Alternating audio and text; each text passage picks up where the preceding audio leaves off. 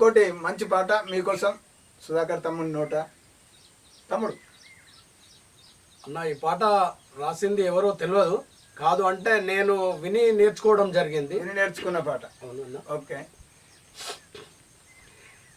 ఏ పెను గాలి వీచితే రాలిన పుష్పాలము, ఏ సుడి గాలి ముసిరితే వాలిన పసిపిందెలం, కాలం వేసిన కాటుకు బలై రాలిన పుష్పపు పుప్పొడి మైతిమి, కాలం వేసిన కాటుకు బలై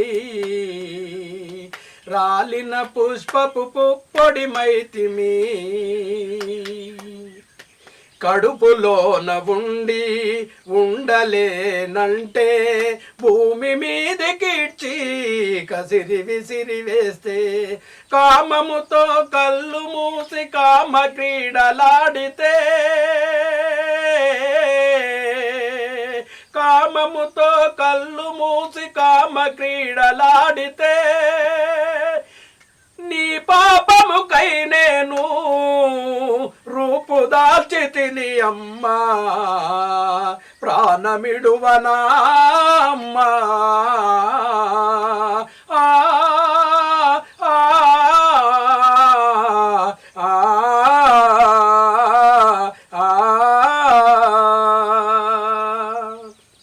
ఏ పెను గాలి వీచితే రాలిన పుష్పాలము, ఏ సుడి గాలి ముసిరితే వాలిన పసిపిందెలం, కాలం వేసిన ఘాటుకు బలై రాలిన పుష్పపు పుప్పొడి మైతిమి, కాలం వేసిన కాటుకు బలై రాలిన పుష్పపు పుప్పొడి మైతిమి.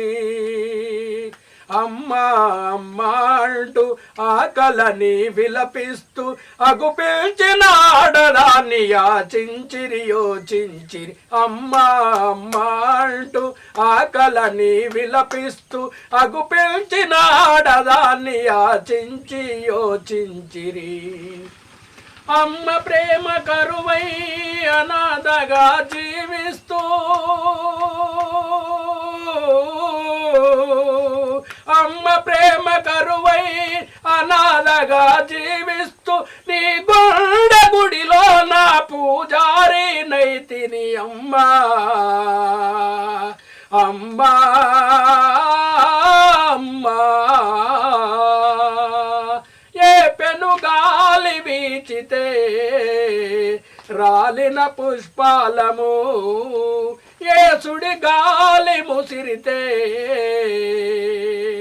వాలిన పసిపిందెలం, కాలం వేసిన కాటుకు బలై రాలిన పుష్పపు పుప్పొడి మైతిమి.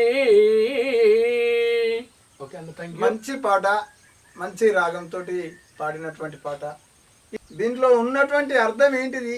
పాటలో ఉన్నటువంటి అర్థం, దాని భావన అంటే ఎక్కడో చేసిన పాపానికి అనాథలుగా బతికి, అనాథ పిల్లలు తల్లిదండ్రులు చేసిన పాపానికి వాళ్ళ ఎంతో మంది రోడ్ల మీద బతికే పిల్లల బాధే ఈ పాట అన్న. అయ్యో, అనవసరంగా మేము ఎందుకు అనే ఆలోచన వచ్చినటువంటి దాంట్లో ఉన్నటువంటి భావమే ఈ పాట యొక్క అర్థం. చాలా బ్రహ్మాండమైన పాట తమ్ముడు. థ్యాంక్ యూ అన్న.